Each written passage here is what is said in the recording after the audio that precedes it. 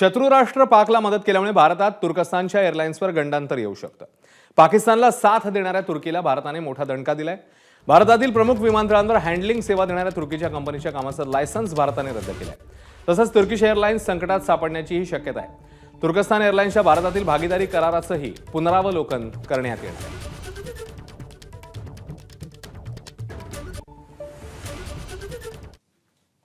दरम्यान भारताविरोधात तुर्कीने उघडपणे पाकिस्तानला पाठिंबा दिला, तर सुरक्षेच्या कारणास्तव सेलेबिया तुर्की कंपनीचे सिक्युरिटी क्लिअरन्स मागे घेण्यात आले।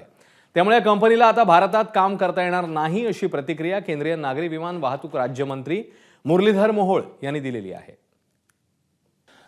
बिकासच्या माध्यमातून म्हणजे सिव्हिल एव्हिएशन मिनिस्ट्रीच्या बिकास जी आमची आहे, ब्युरो ऑफ सिव्हिल एव्हिएशन सिक्युरिटीच्या माध्यमातून या कंपनीचं काम आज त्याचा परवाना रद्द केला गेला आणि मला असं वाटतं की योग्य भूमिका आम्ही घेतली आहे। देश हितासाठी ही महत्त्वाची भूमिका होती आणि ती आवश्यक होती।